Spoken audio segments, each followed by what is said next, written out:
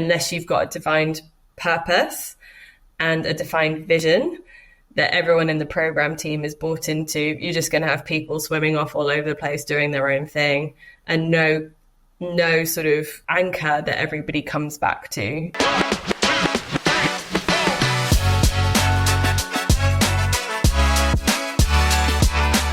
Hello and welcome to this week's Comms Coffee Club podcast. We've just had the Easter weekend. It's the start of Q2, and can't wait to bring you this week's episode with the wonderful Agatha Fox, who is a business transformation consultant and team builder with over a decade of experience in leading complex transformations and high-performing teams.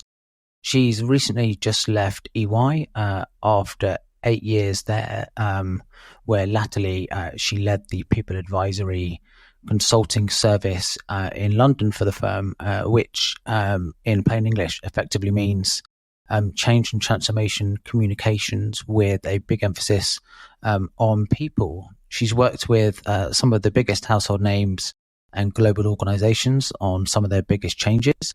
And she's worked on things like operating model changes that have impacted thousands of people, global cultural transformations straddling continents, and digital transformations that literally change the way we all work. So yeah, can't wait for you to listen to this. It's really fascinating for anyone who works in comms, in change, in transformation. You could even be a CEO, a COO, a chief information officer. And yeah, you're looking at what you want to do from a change and transformation perspective for your business over the next few months and few years. So without further ado, here we go. And please welcome Agatha Fox. So Agatha Fox, welcome to the Comms Coffee Club podcast. How are you? Yeah, I'm good. Thanks, Max. Thanks for having me.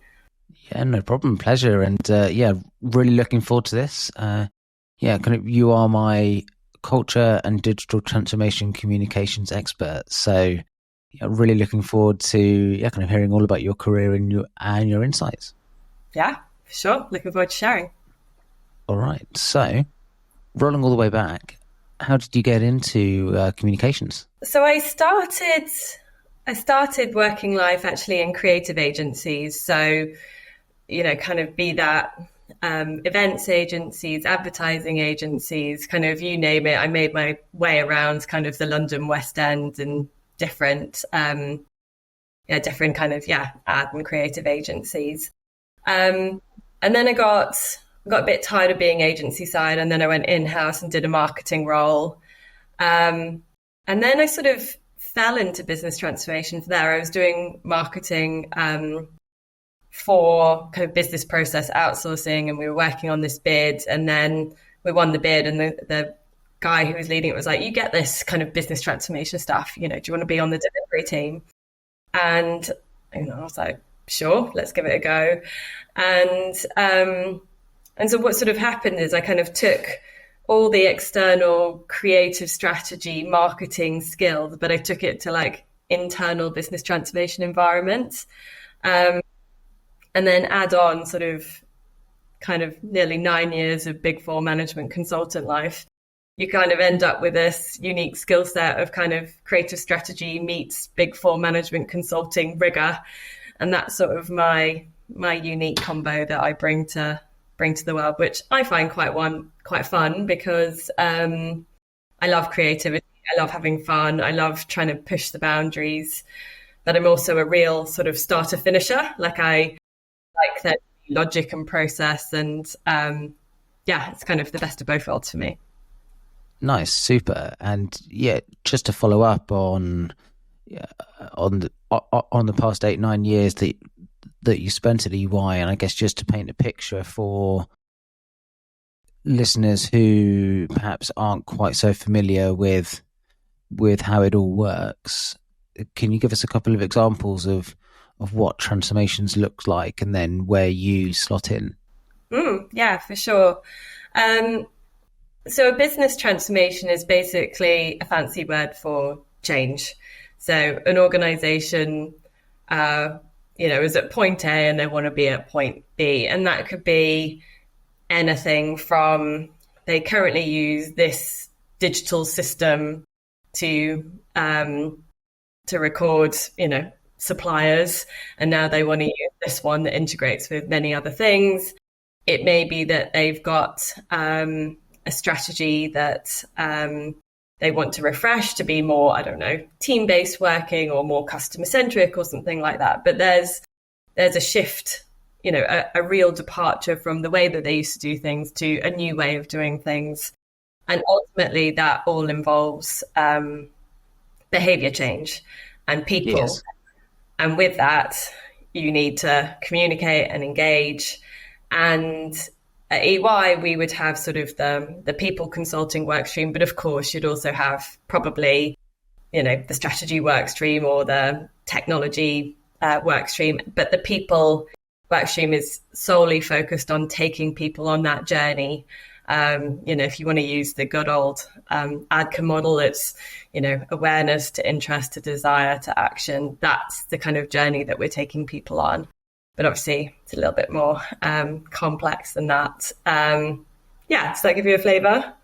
Yeah, no, that's really helpful. Thank you. And could you talk about perhaps maybe a couple of examples of some of those transformations you've done, maybe a cultural one, and then maybe more of a sort of technology or digital focused transformation?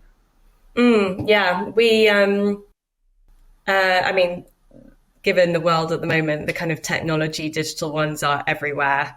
Kind of the implementation of ERP systems is a big one, mainly because it involves typically the whole organization, and it's a really, really long transformation journey. And ERP is quite a technical term, but basically what it means is that you're redoing kind of the backbone of the operation. So the way that data flows, the way that decisions are made will all be done by the ERP system. And normally it's a long process of kind of getting rid of applications and replacing it with this and cleaning up data, etc. But the challenge with those types of transformations is, as I've just described, everyone probably fell asleep for the last 5 seconds while I was explaining that. Because it's dull, it's boring, and none of us really know what it means. So what I love to do in those types of transformations is bring it to life a bit more. Like, what does that really mean? How do we use analogies and metaphors? How do you kind of take it out from being a really technical transformation to being something that's literally going to be more kind of business led, be kind of laddering up to that bigger purpose of the organization, so that people don't get bored by thinking, oh, now I have to press button A instead of button C. It's doing this in service of something bigger. And that's that sort of, that's what motivates and that's what inspires. And so there are lots of different ways in which you can, package up an ERP transformation so that it's got a personality, it's got a purpose, it's got a story. Along the change journey, there are interventions, events, and experiences that take it out from being ERP to more about, we're reimagining the way that we innovate, or we're reimagining the way that we buy and sell at pace, or whatever it is that the organization is doing. But those types of transformations are huge. Like, you sometimes have the little ones on the side, which is, we're moving from system A to system B for the talent review cycle. Like, that would probably take 6 months. These ones are these really long, big journeys that are going to affect everyone fundamentally in their day-to-day life. And so they need a bit more effort, energy, enthusiasm, and they need that over a sustained period of time. It can't just be like a one-hit wonder, get everyone kind of G'd up around it, because the implementation and the go live, is kind of those successive drops over months, over years. And so you have to really deliberately design that change experience as you go through it. And comms engagement is that front-facing piece that kind of connects the program to the end user, and it's critical. Yeah, and how do you take, as you rightly said, quite dull, very technical work and information, and turn that into engaging stories? You mentioned things like events, but yeah, how creative can you go? How creative have you got? I think it depends on the context of the organisation. If you're working with, as I've done in the past, I've worked with sort of the defence, the Department of Defence, conservative. So the style that you would use there, you kind of look at their current benchmark and up level it maybe 1 or 2 degrees to where it feels comfortable. And, in that environment, doing something bold and different might be, one of the very senior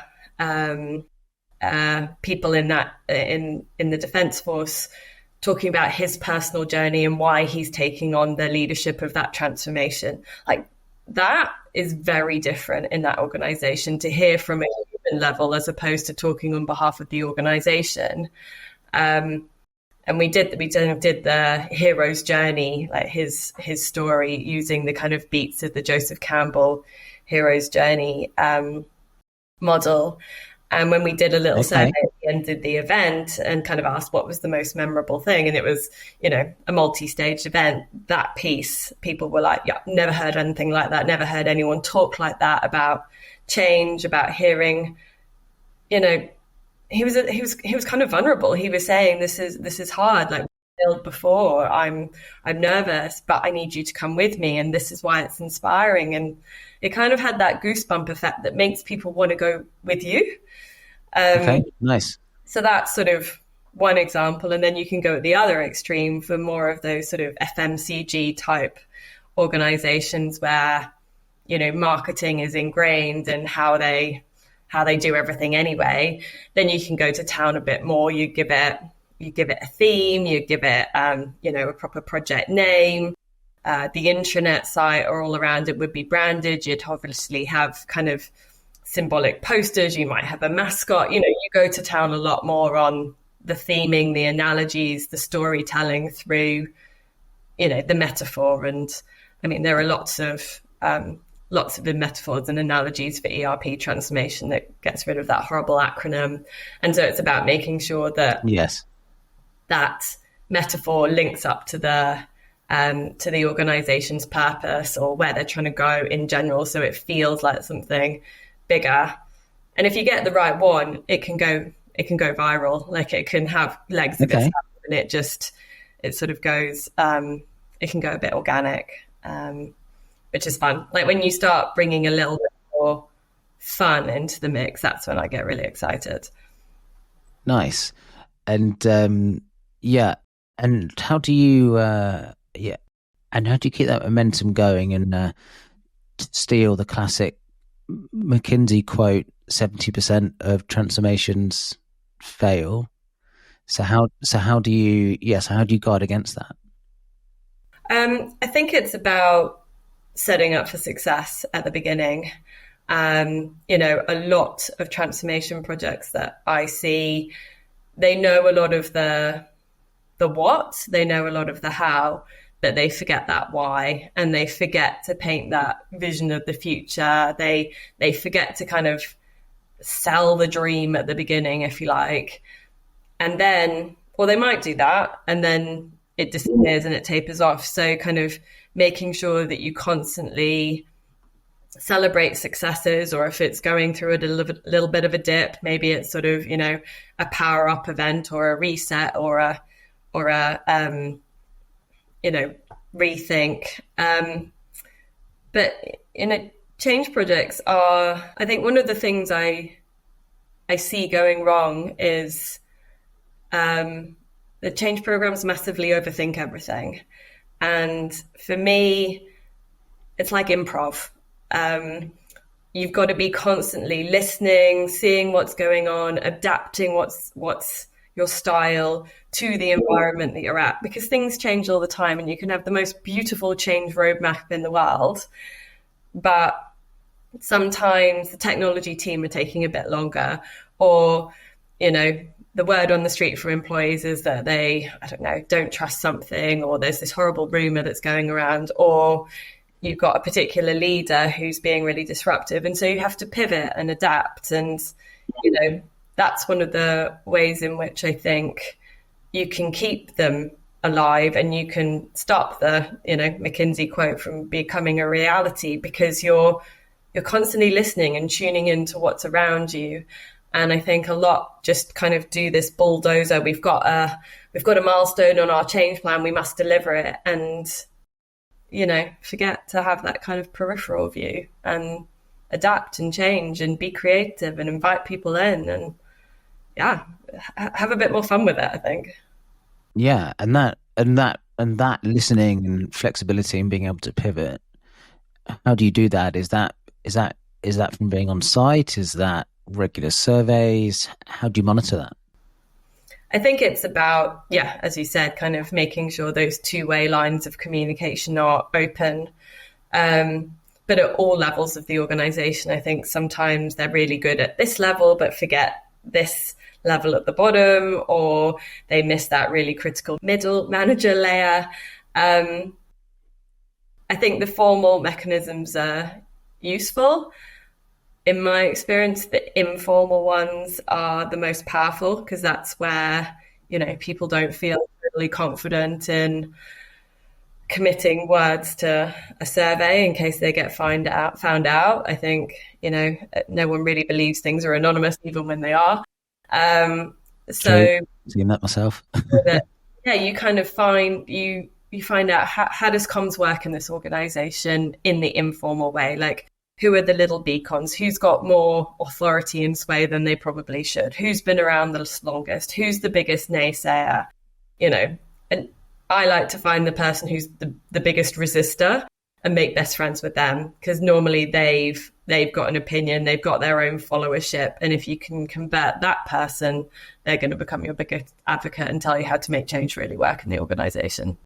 Does the biggest naysayer, does it tend to be someone quite senior, or sort of ELT or C-suite who perhaps is quite anti the change program and is not particularly keen with it going ahead?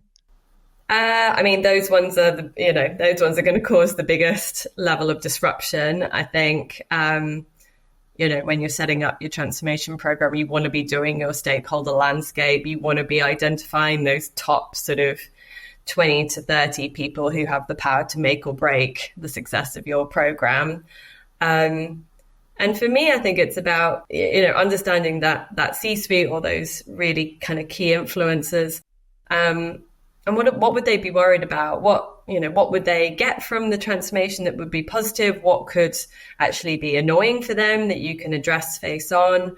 And almost approaching it like, relationship man marking, and kind of regularly checking in and make sure that they're on side, and that most people just want to be heard and seen and understood and enter a dialogue. No one wants to be ignored.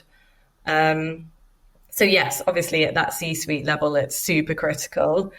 But then when you kind of roll down to more closer to go live, and you're trying to get a team trained, but their line manager won't release them for the required amount of training time, then yes, that's another blocker.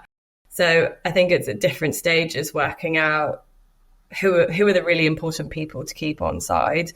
What do they care about? What are they worried about? And how can we address that face on, as opposed to hiding it and just plowing through regardless and then wondering why it didn't work. Yeah, no, that's really interesting. And making sure you've got all bases and people covered right from the top right down to entry level. You mentioned as well around kind of one of the big blockers can often be the overcomplication or making things too technical, or I'm assuming perhaps this maybe comes from the IT or the technical team when they get really into the weeds. So how do you work with them to help break that down into much more easily understood and easily transferred comms? The IT guys are super smart, and the type of personality that they are means that they're in the detail, and they need to be in the detail. God, if they weren't, I'd be worried. And it's always a privilege to work with such smart people. I like to kind of use something I call the Nana test. So talk to me as if I'm your grandma or your nana, and explain it to me in super simple language that I, as your nana or grandma, are going to understand. And I think when you give them a sort of a person or someone in their life to be able to explain it to, they go there, as opposed to seeing me as, the comms person or someone else in the organization who should get it. And I think when you break it down to its simplest levels, or you can kind of try and extract the essence of it. And I think, the beauty is being able to explain the change in a one-liner like that. That's the ultimate goal. I was working on a program which was all about implementing Beehive technology, which is kind of technology for compliance processes in a tax function, and all right, not sexy. We're talking, tax compliance. Yes. It doesn't get much more interesting than that. But the technology was called Beehive, which was a really lovely jumping off point. So we called the program Project Bumblebee, and the tagline was "Taking the sting out of compliance." Beautiful. Like, we know exactly what that's doing. It's got that nice little kind of bee pun in there that makes it super memorable. And as I was saying, the kind of the viral nature of that, just, at our launch event, we had people dressing up in bee onesies and baking bee cakes. I didn't do any of that. The comms team didn't do any of that. It was the people involved on the ground that, that differential effort that we'd inspired and created that, which was awesome. And that's, I think, what you want, to be able to get to the root of, what is the benefit? What are people going to love about this? And then, kind of applying that marketing creative lens to it to make it a little bit more sticky. Yeah, that's really cool. I love the analogy, and and making it more sticky and honey. And there's another analogy there, isn't there? And endless bee puns. Yeah, no, nice, great. Yeah, a really good one actually. And and well done on whoever invented Beehive for kind of coming up with the name, because it's great transformation, doesn't it? Yeah, it's perfect. Yeah, if ERP can rebrand, that'd be awesome. Yeah, just as Beehive. Yeah, great, nice. And then just changing tack slightly, so moving away from the digital stuff and looking at cultural transformation. My first question to you here is actually, what is culture? How do you define culture? For me, culture is what happened in your organization in the last 100 days. What happened, what decisions got made, what signs and symbols did leaders do? Yeah, that's how I describe it. Okay. And cultural transformation, where do you come in? My inference is first point, or maybe the main point of call, tends to be organizations who recognize they have a bad cultural problem and need it fixing. Am I right with that assumption, or is it a mix?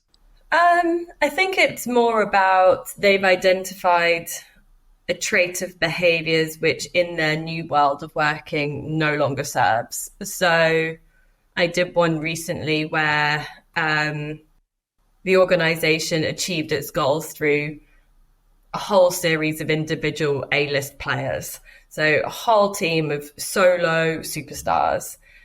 And they realized that actually, if you combine those superstars together, you're going to go further.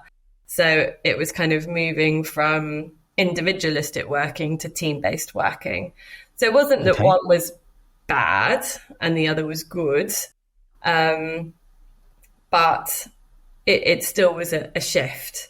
And in that, you kind of have to sell why team-based working is better than individual, and that, all the practices that sit underneath that, because of course, to do cultural change, you can't just do it at the surface level. It's all the systemic things that sit underneath, like how you're rewarded, how the organization kind of does all its processes, and it's all the cultural change can't just be surface. It needs to, like, the routines and rituals and processes and systems need to underpin that culture too.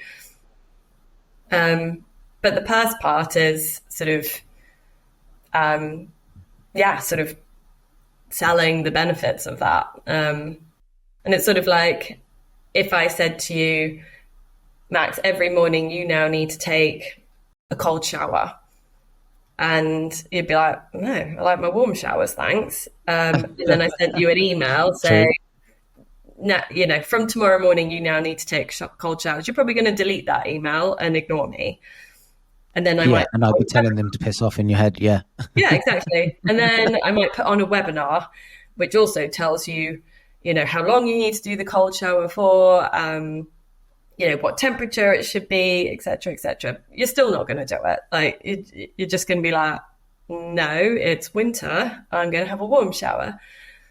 And so the way that you get around that is I need to emotionally connect with you on the power of a cold shower. So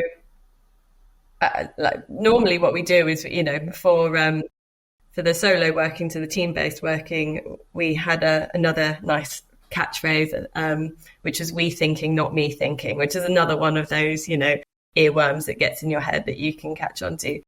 And then we created a whole,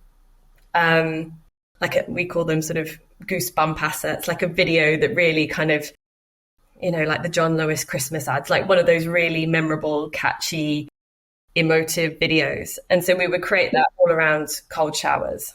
And then you'd be like, okay, maybe I'm kind of interested in this concept of cold showers now. I'm still a bit nervous about it, but, I'm more interested in it.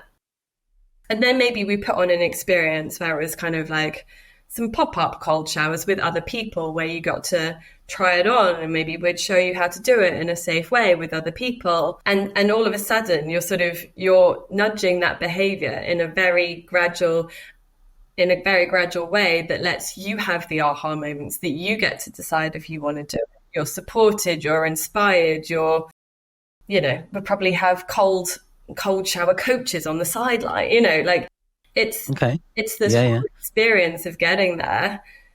And then you create the environment where it's really easy to do it. So I don't know, maybe we'd send cold water pop-ups to your home so that you can do it super easily. So it's about sort of, that heartbeat, engaging with your heart around, I'm kind of interested in trying that. The head part where we hold your hand while you have your first go, and then hands, we give you the tools to do it very easily.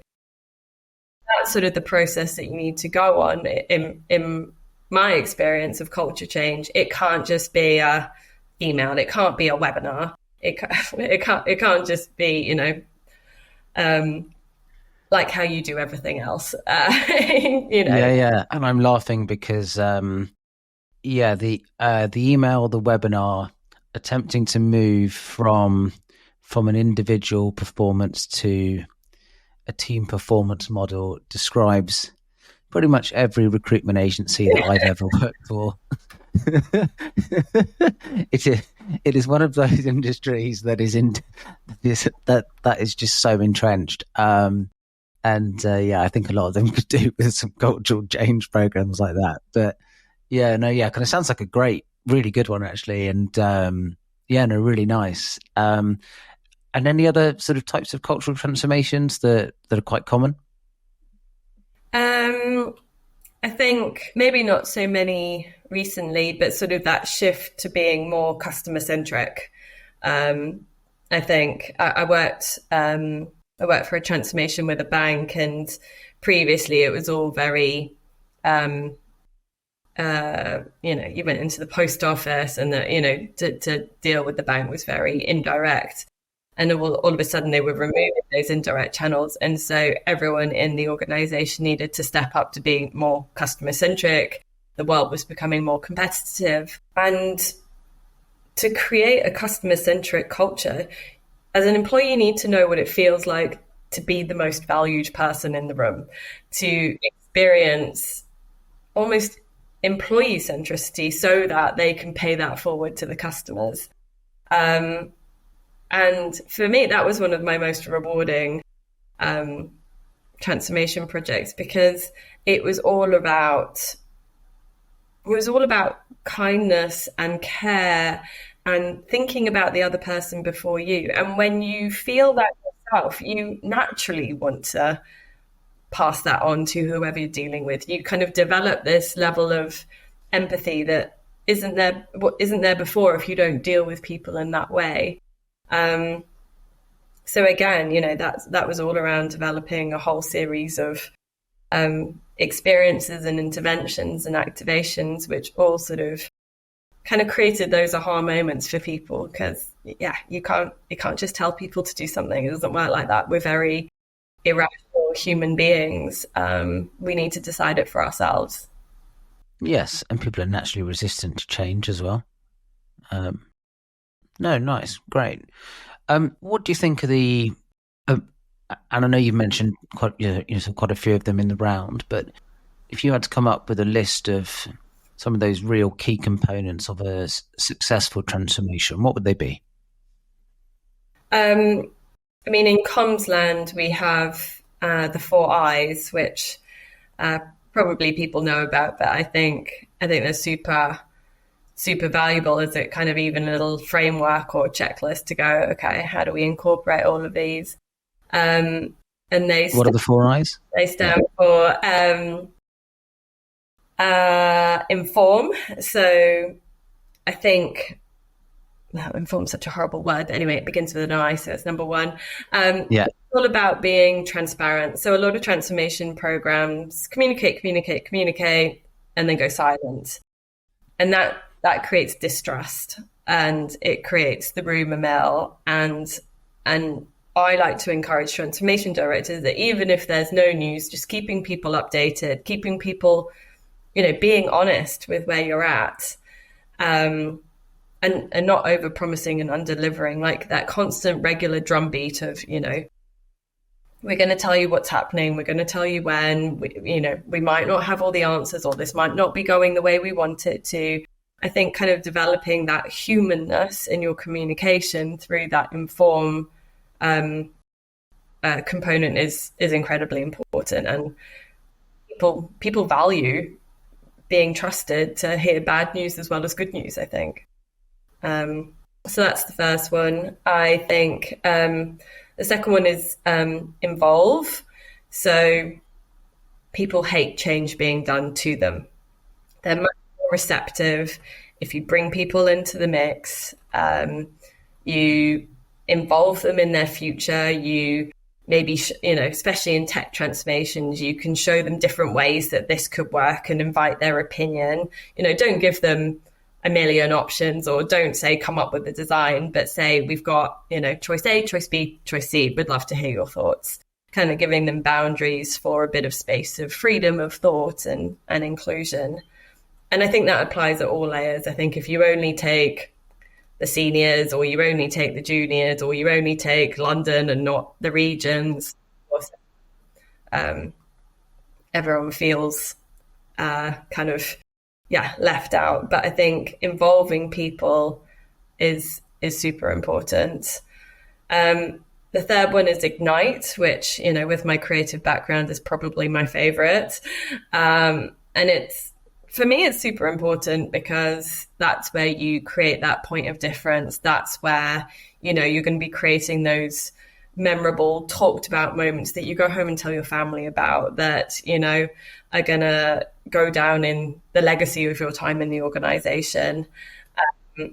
And there's never just one way of doing things. So yes, you might take seeds of how you did something on a different transformation, but everything is different, and there's not one way of doing anything. So I think being able to have a bit more of a playground and a testing ground for how you ignite and inspire, really important. And sort of back to that involve point, I normally test my ideas with the end users. So I go, these are sort of all the things I'm thinking we could do. What's going to work? What isn't? What's going to land in this organization? Because I don't know. Like, I've probably been there for 0.2 seconds and compared to everyone else, but I do have ideas. So being able to kind of co-create and refine the ideas and listen to their feedback, for me, is super important.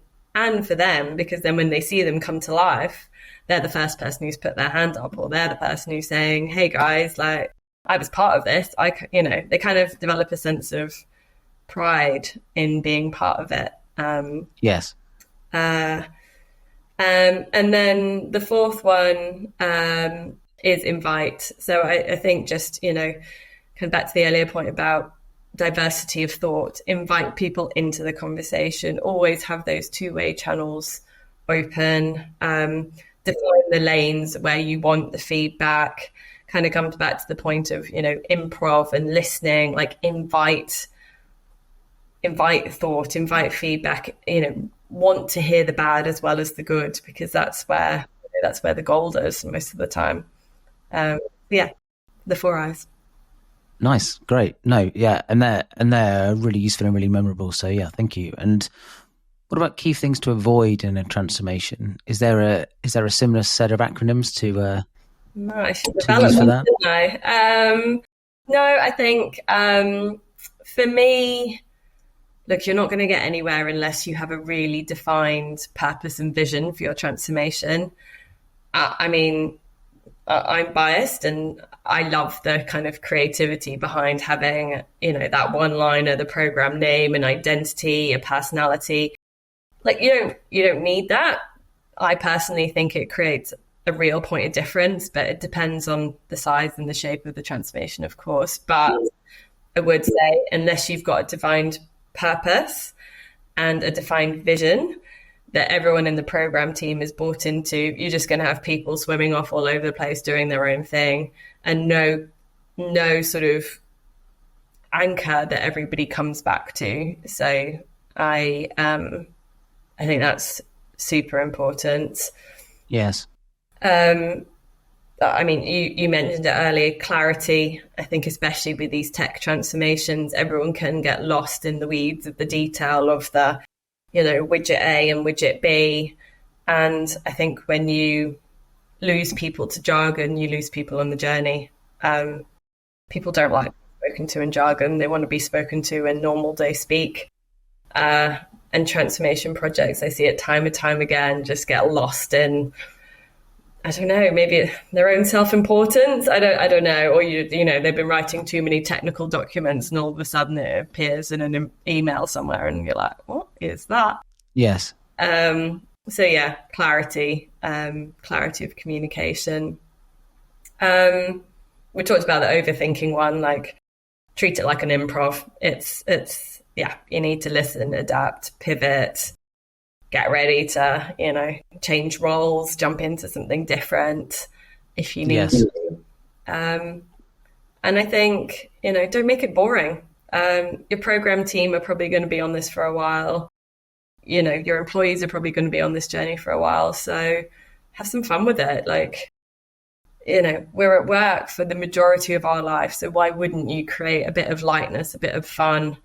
Obviously, it depends on the type of transformation.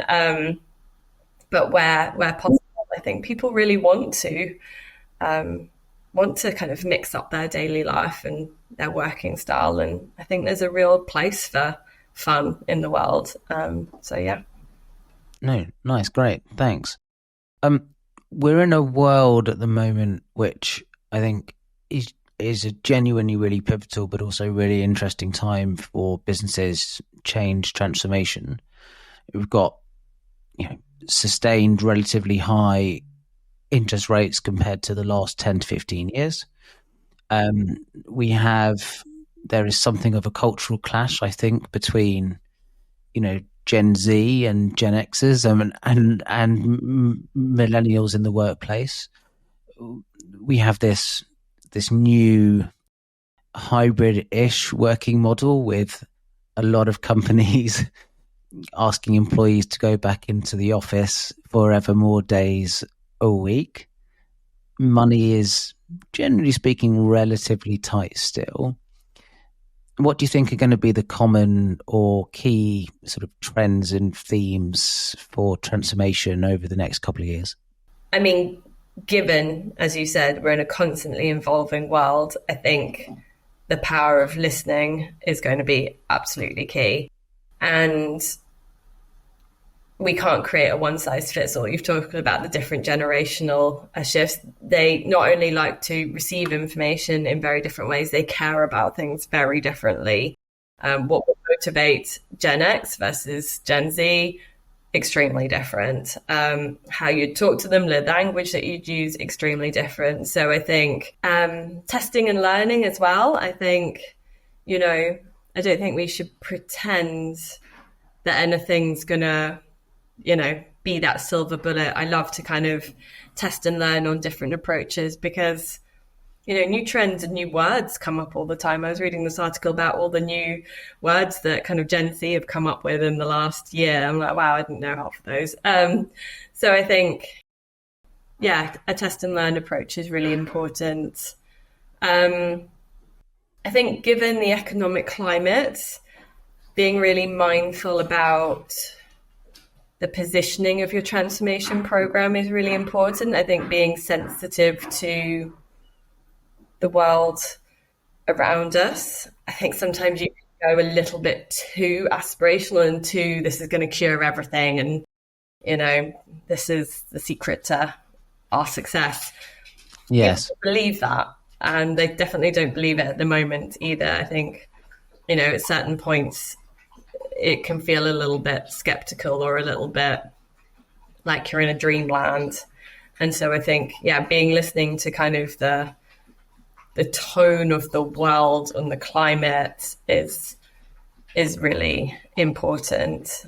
And especially as, sustainability, is on the rise, being really mindful about how you engage people and, that bigger purpose, if your company purpose is all around, I don't know, leaving the planet in a better place than when you found it, but then you send out flyers to everyone, like they're just in juxtaposition. Or even if you fly 100 leaders from around the world to a central point, like one goes against the other unless you're offsetting it by, planting trees or making a donation somewhere. I think you're just going to be really congruent with your actions in line with your purpose, because I think more than ever, people really, really care about that.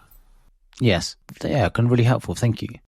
How can you help businesses with their transformation? Yeah, so after sort of nearly 9 years at EY and kind of creative agency land, I kind of come in to do short-term bits on transformation projects, kind of short-term leadership, either that piece that we talked about, the coming in, the setting up for its success, the helping shape the personality, the purpose, the narrative, kind of mapping out some key moments that matter on that change roadmap and starting to kind of design and deliver those. Or if, a program has been going for a bit, but it's kind of lost its mojo or momentum, I can kind of come in and help have a look and see what's going on, have a kind of look under the hood and maybe make some recommendations or how you might be able to kind of breathe new life into a program. So that's what I'm up to at the moment. Great. Super. Yeah. And really looking forward to, kind of where you end up helping a hand. Because I'm sure it'll be absolutely great. Thanks very much, Max. No problem. Pleasure. And kind of thank you very much for coming on. Is there anything else you'd like to plug or any events you're rocking up to? No, not at the moment. If people want to follow me on LinkedIn, I normally write about creativity, transformation programs. I'm also super passionate about the power of rest. I think, especially if you're trying to be creative or coming up with new ideas, you really need to let your brain rest, detach from technology, let all those new neurons fire, create those new connections. If people are interested in rest, creativity, and, achieving real transformation, I write about that quite a lot. Super. And in LinkedIn, literally just search for Agatha Fox and your name will pop up. Yeah, 100%. Yeah, look, thank you very much for coming on. It's been an absolute pleasure. And look forward to catching up soon. Thank you. Wow. What an episode. That was really insightful. Some great thoughts, some great comments, some great examples, some great pieces of advice there from Agatha on all things change, transformation, particularly with a people focus. Would love to know what you thought. So please do leave us a review, 5 stars of course, and also leave any comments.